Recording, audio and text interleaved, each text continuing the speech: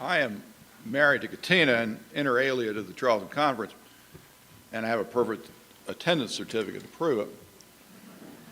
Some years ago, she found this incredible attorney in Chicago named Bill Hannay, who was a Yalie and a Supreme Court clerk, which just mystifies me, that level of brain power. He commutes to work by train, which I think is an indice of a big deal attorney, stand on a train platform with an overcoat and a briefcase. And he's an antitrust lawyer and a tremendously talented guy, and then he tells us he has to have heart bypass, and I was indignant. I said, Bill, this is not all about you. What about us? And he was strangely unmoved by the whole thing. And he's come through it. It really is a fairly finely tuned operation now. He's at the dreadful phase where you're sitting there, your ribs have been broken open and now stuck back together, and you have to blow into this tube with this little ball that goes up to get bad stuff out of your lungs. Do it 50 times, and you start thinking finally of a death panel. But I have his paper here, and it's not my subject. I'm not an antitrust lawyer, and so I'm going to do this dreadful thing of reading it, which my students think the most dreadful thing I can do is expect them to know something and ask them questions in class. But this is fall out of the chair boredom, but I'll try to get through it. All right, as you may recall, in April 2012, the U.S. Department of Justice filed a civil suit against Apple and 5 of the 6 largest U.S. publishers, alleging violations of the Sherman Antitrust Act from an alleged conspiracy to fix the price of e-books.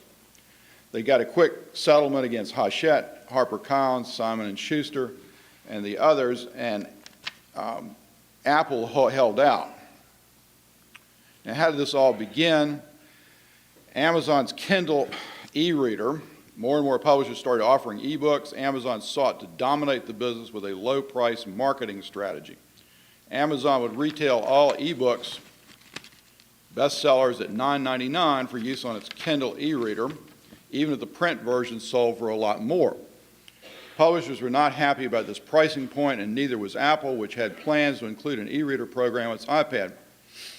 The publishers and Apple began meeting in 2009 over into 2010.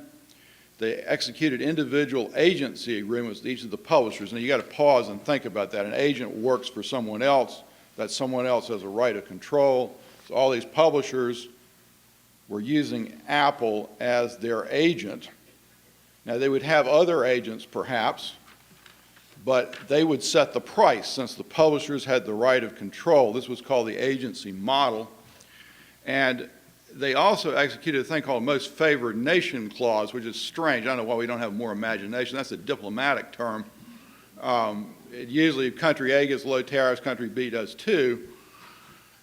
And in the context of this agency model, if some other person than Apple got a lower price on something, Apple got to sell at that low price. But the main guts of the conspiracy was to force Amazon to cave into this agency model, for Amazon to become an agent of these 5 publishers, and then to force Amazon to raise their prices. Now, why they felt they needed a higher price is another topic, and I was just reading that it only costs $2 to produce a hardback book, so I don't understand why they needed $11 as opposed to $9.99, but that's something for their perks and way of life. All right. When the government sued, the publishers settled out, and incredibly, they settled out for $155 million. Now, in the popular book publishing line, that's an incredible hit. I don't know how they can sustain that and why they thought they were, anyhow. The Most Favored Nation Clause eliminated any risk that Apple would ever have to compete on price when selling e-books, while as a practical matter, forcing publishers to adopt the agency model across the board. The court concluded the conspiracy significantly harmed consumers. The laws of supply and demand were not suspended for e-books. When the publishers increased the price of their e-books, they sold fewer books, which is another interesting question. Let's sell fewer books at a higher price. I don't know why people always think that will work. Henry Ford Henry Ford disproved that. Judge Coate found there was compelling evidence that Apple conspired with the publisher defendants to eliminate retail price competition and raise e-book prices, and overwhelming evidence that the publisher defendants joined with each other in a horizontal price-fixing conspiracy, and they had all the phone calls from the CEOs. This was done at the highest level, and everybody panicked and caved in. Now, what to do with Apple? Because Apple resisted, so they have issued a final judgment against them. We're determining their damages. External monitor to ensure that Apple will fall into line. I guess what really startles me the most about this is that I don't particularly believe that our Justice Department is after justice. I think they're careerists and they like putting Martha Stewart in jail and things like that. You know, and then sort of high fives all around. We got a career high, and I can move on to a private firm.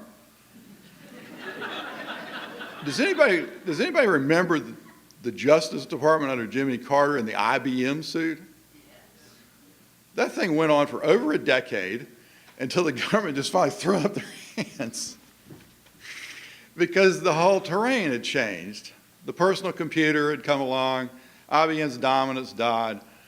The Sherman Act, which I know next to nothing about, don't fix prices. The Sherman Act also says don't monopolize a market, don't conspire to monopolize. I really think that if they hadn't got this slam dunk, so everybody go, great, our resume looks great, they would have gone after Amazon.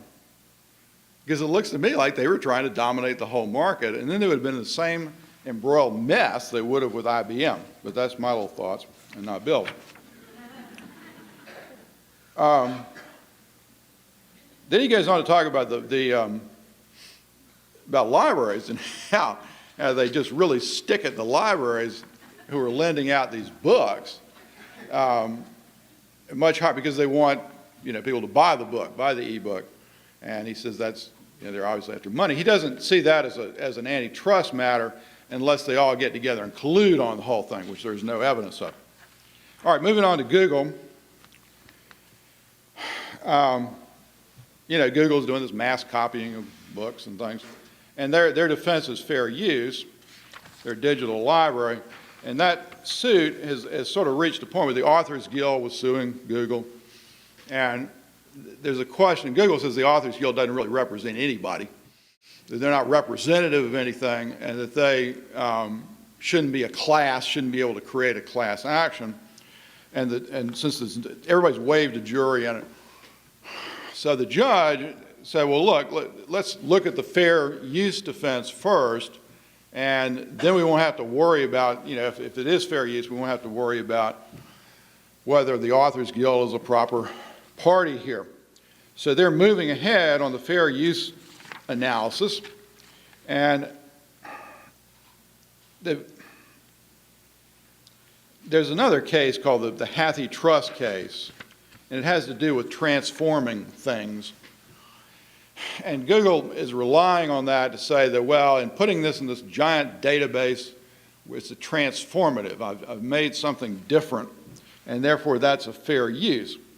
And the judge says the use to which the works in the Hathi Trust digital library are put is transformative because the copies serve an entirely different purpose than the original works. The purpose is superior search capabilities rather than actual access to copyrighted material. Is that sinking in? Does that sound right? That's the only reason that they're doing that? I mean, I think it's going to be the same. We're going to read the books, aren't we? I mean, it's nice that we can data mine and all that, but I think they're doing it so we can read the books.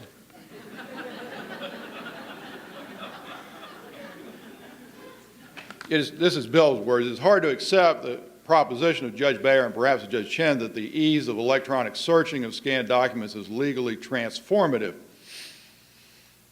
Research for centuries has been done by human beings reviewing the text of books and documents, looking for words or names or ideas.